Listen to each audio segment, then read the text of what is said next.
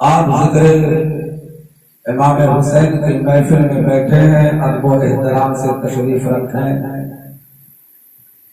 انشاءاللہ الرحمن بڑی اچھی باتیں کربلا والوں کے حوالے سے میں آپ حضرات کے گوشے گزار کروں گا۔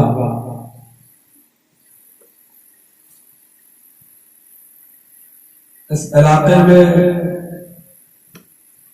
میری حاضری کئی مرتبہ ہوئی، لیکن آپ کے گاؤں میں پہلا اتفاق ہے۔ ابھی مجھ سے پہلے جو تقریر کر رہے تھے دارالعلوم علیمیہ جمدہ شاہی کے طالب علم ہیں، اور شاید مصالحہ یا رابعہ جماعت کے طالب علم ہیں۔ مجھے انہوں نے میرے پاس کھول دیا کہ آپ کو مغلانہ میں ایک پروگرام ہے، وہاں آپ کو چلنا ہے۔ پہلے تو میں انکار کیا، چونکہ 6 سال سے مسلسل میں ایک ہی گاؤں میں 10 روزہ 10 شب جتنے امام حسین کی محفل میں تقریر کرتا ہوں، 10 روزہ مسلسل میں نے وہاں فون لگایا اور کہا ایسا ایسا معاملہ ہے۔ لوگوں نے کہا اگر آپ جانا چاہتے ہیں تو کمیٹی والوں کی طرف سے پوری اجازت ہے، لیکن آپ کوئی اچھا خطیب، کوئی اچھا بولنے والا ہمارے گاؤں کے لیے منتخب کر کے جائیں۔ تو بہرحال میں آپ کی محبت میں حاضر آیا۔ اللہ رب العزت ہمیں حق بولنے اور آپ کو حق سننے کی توفیق عطا فرمائے۔ اب بلا تاخیر میں اپنے اصل موضوع کی طرف آنا چاہتا ہوں۔ اللہ تعالیٰ قرآن عظیم میں ارشاد فرماتا ہے وَلَا تَقُولُوا لِمَنْ يُقْتَلُ فِي سَبِيلِ اللَّهِ أَمْوَاتٌ بَلْ أَحْيَاءٌ وَلَٰكِن لَّا تَشْعُرُونَ۔ اے لوگوں جو اللہ کی راہ میں قتل کیے جائیں، اللہ کی راہ میں مارے جائیں، اللہ کی راہ میں شہید کیے جائیں، انہیں مردہ نہ کہو، وہ زندہ ہیں، لیکن تم ان کی زندگی کو سمجھ نہیں سکتے۔ قرآن زندہ کسے کہہ رہا ہے؟ قرآن زندہ شہیدوں کو کہہ رہا ہے۔ شہید کون ہوتا ہے؟ شہید وہ ہوتا ہے جو اسلام کی بقا و تحفظ کے لیے میدان جنگ میں جاتا ہے، اپنی جانوں کو میدان جنگ میں راہ خدا میں قربان کر دیتا ہے، اسی کو شہید کہا جاتا ہے۔ اور شہید کے حوالے سے قرآن اعلان کر رہا ہے اے لوگوں جو اللہ کی راہ میں مارے جائیں، اللہ کی راہ میں قتل کیے جائیں، انہیں مردہ نہ کہو بلکہ وہ زندہ ہیں۔ شہید زندہ ہیں۔ اور آج نبی کے تعلق سے یہ ذہن دے دیا گیا معاذ اللہ رب العالمین نبی مر کر مٹی میں نہیں گئے، معاذ اللہ رب العالمین۔ اگر شہید زندہ ہیں تو شہیدوں کی شہادت نبی کے صدقے میں ہے۔ اگر قرآن کے فرمان کے مطابق شہدائے اسلام زندہ ہے تو ہمارا عقیدہ اور ایمان بول رہا ہے میرے نبی اپنے مزار میں آج بھی زندہ ہے۔ اعلیٰ حضرت عظیم البرکت فرماتے ہیں تو زندہ ہے واللہ، تو زندہ ہے واللہ، میرے چشم عالم سے چھپ جانے والے، میرے چشم عالم سے چھپ جانے والے۔ اب میں اپنی تقریر کا آغاز امام علی مقام رضی اللہ تعالی عنہ کی مقدس پیدائش سے کرنے جا رہا ہوں۔ کون حسین؟ وہ حسین جو نبی کا نواسا ہے، وہ حسین جو فاطمہ کا لشکر جگر ہے، وہ حسین جو علی کا نور نظر ہے، وہ حسین جس کے تعلق سے میرے آقا ارشاد فرماتے ہیں الحسن والحسین سیدنا شباب اہل الجنہ، حسن و حسین جنتی جوانوں کے سردار ہیں۔ وہ حسین جس کے تعلق سے میرے آقا ارشاد فرماتے ہیں حسن و حسین جنتی جوانوں کے سردار ہیں۔ وہ حسین جس کے تعلق سے آقا ارشاد فرماتے ہیں الحسین منی وانا من الحسین، میں حسین سے ہوں اور حسین مجھ سے ہے۔ وہ حسین جس کو آقا دو جہاں صلی اللہ علیہ وسلم سونگا کرتے تھے، آج لوگ اپنے بچے کو چوما کرتے ہیں، کبھی پیشانی کو چوما کرتے ہیں، کبھی لبوں کو چوما کرتے ہیں، کبھی رخسار کو چوما کرتے ہیں، لیکن قربان جاؤ حسنین کریمین کی عظمت پر، جب حسنین کریمین آقا دو جہاں صلی اللہ علیہ وسلم کی بارگاہ میں آتے، میرے آقا صلی اللہ علیہ وسلم ایک ران پر حضرت امام حسن کو بیٹھاتے، دوسری ران پر امام حسین کو بیٹھاتے۔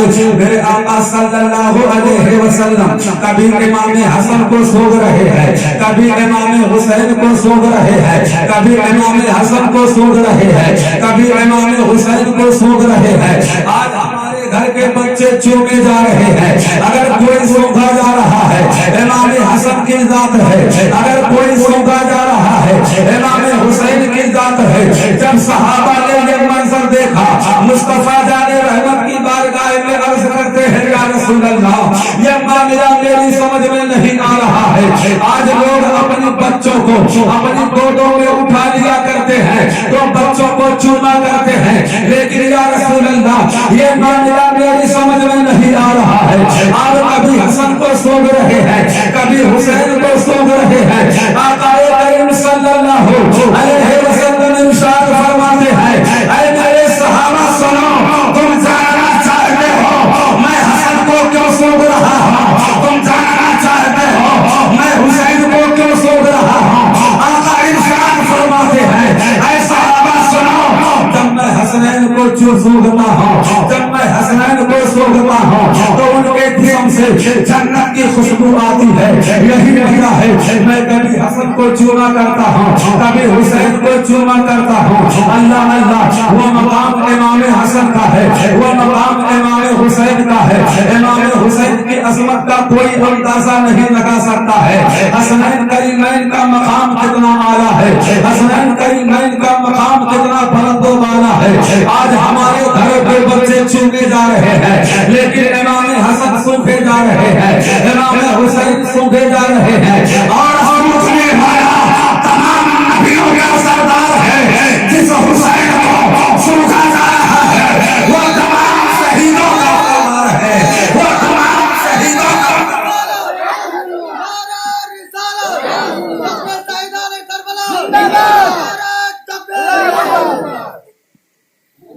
یہ امام عالی مقام رضی اللہ تعالی عنہ کی عظمت ہے۔ میرے آقا صلی اللہ تعالی علیہ وسلم حسنین کریمین کو سونگا کرتے تھے اور ارشاد فرماتے جب میں حسن و حسین کو سونگتا ہوں تو میں جنت کی خوشبو محسوس کرتا ہوں۔ سرکار کی چچی حضرت عباس کی بیوی حضرت ام الفضل رضی اللہ تعالی عنہ ایک روز مصطفیٰ جان رحمت کی بارگاہ میں آئی اور آنے کے بعد عرض کرتی ہے یا رسول اللہ آج کی رات میں نے بڑا بھیانک خواب دیکھا ہے، بڑا ڈراؤنا خواب دیکھا ہے۔ پیغمبر اعظم صلی اللہ علیہ وسلم ارشاد فرماتے ہیں اے چچی اپنے خواب کو بیان کرو، آخر تو نے کون سا خواب دیکھا ہے؟ حضرت عباس رضی اللہ تعالی عنہ کی بیوی پیارے آقا ساری کائنات کے داتا مصطفیٰ جان رحمت کی بارگاہ میں عرض کرتی ہے یا رسول اللہ آج کی رات میں نے جو خواب دیکھا ہے وہ خواب بڑا بھیانک ہے۔ میں نے خواب دیکھا ہے یا رسول اللہ آپ کے جسم کا ایک ٹکڑا میری گود میں رکھا گیا ہے۔ مصطفیٰ جان رحمت ارشاد فرماتے ہیں اے چچی سنو سنو، اگر تو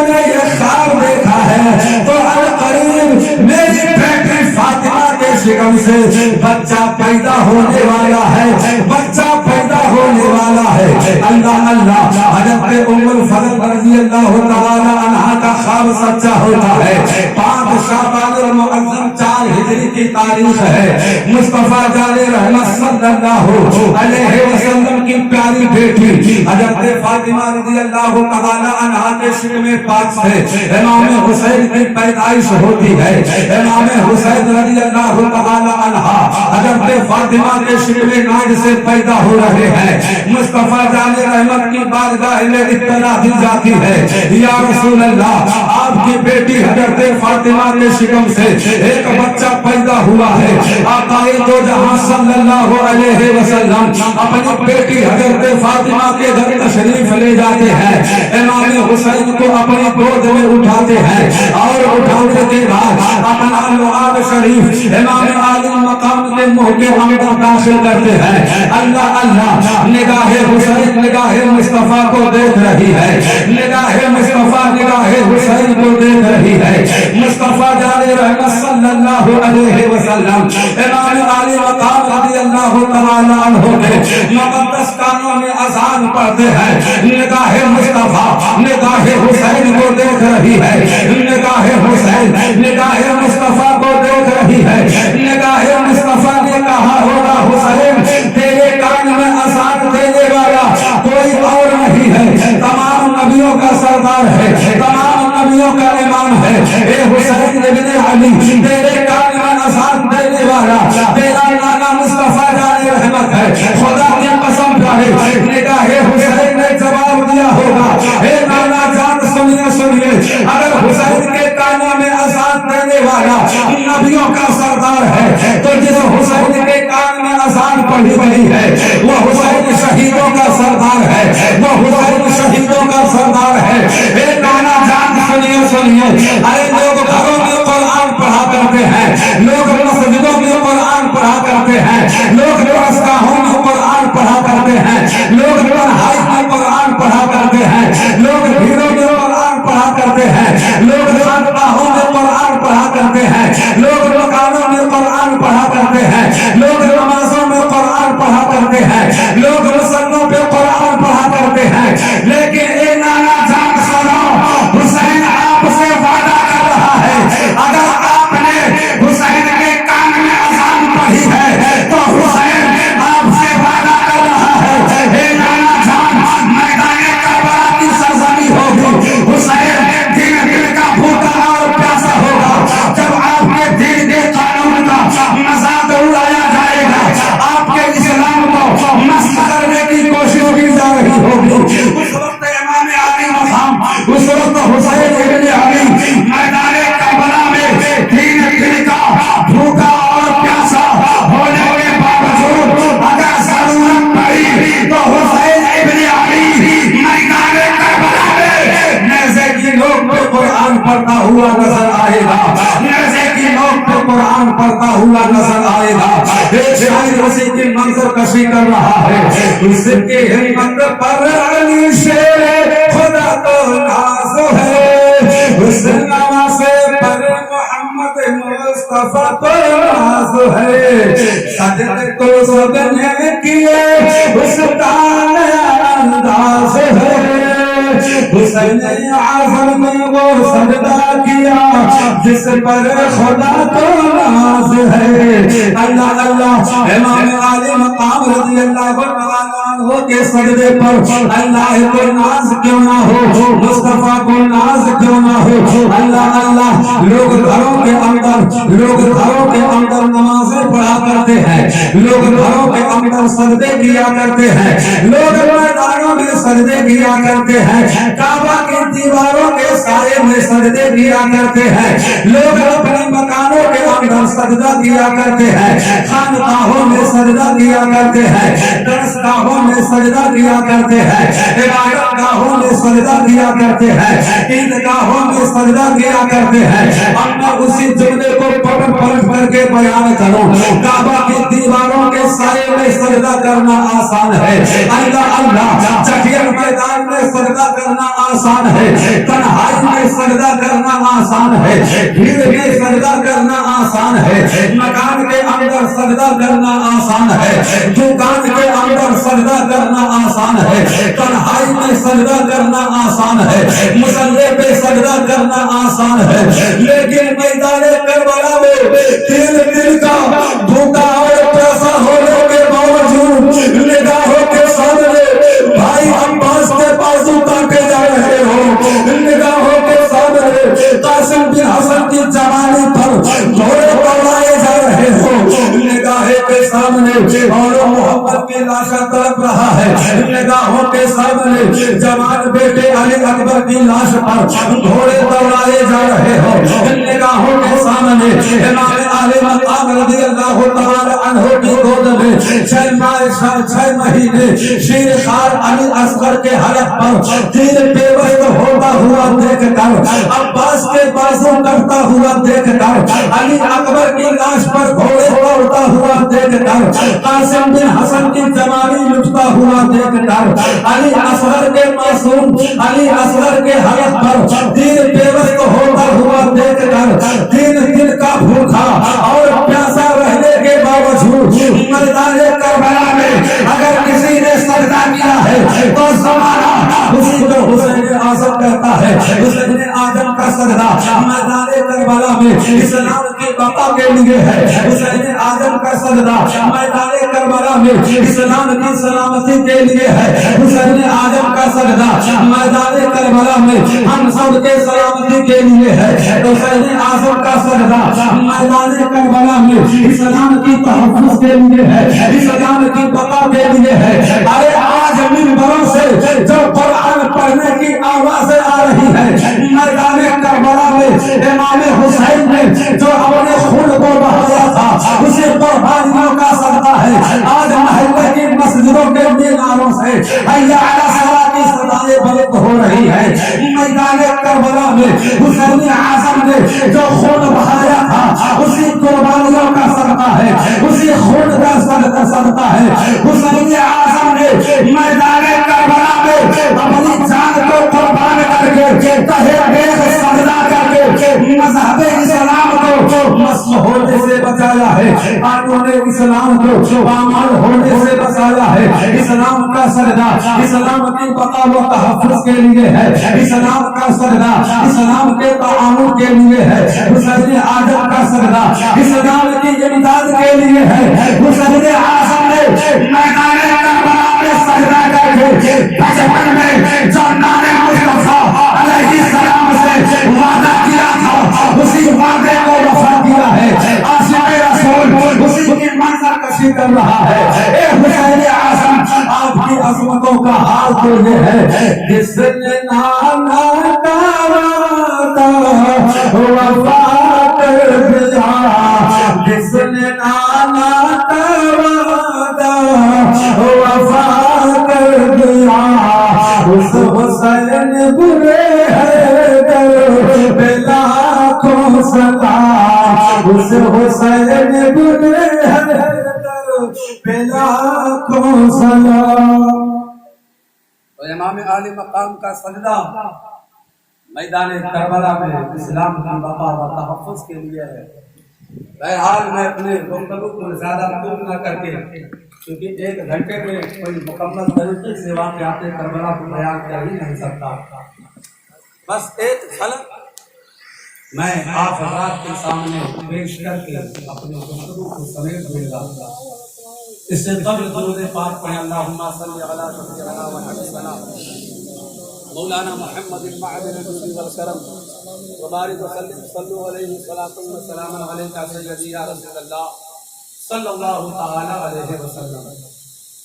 آپ نے بارہا تقاریروں میں سنا ہوگا کہ یزید جب اپنے ہاتھوں میں حکومت لیتا ہے، یہ یزید کون تھا؟ یہ صحابی رسول حضرت امیر معاویہ رضی اللہ تعالی عنہ کا بیٹا تھا۔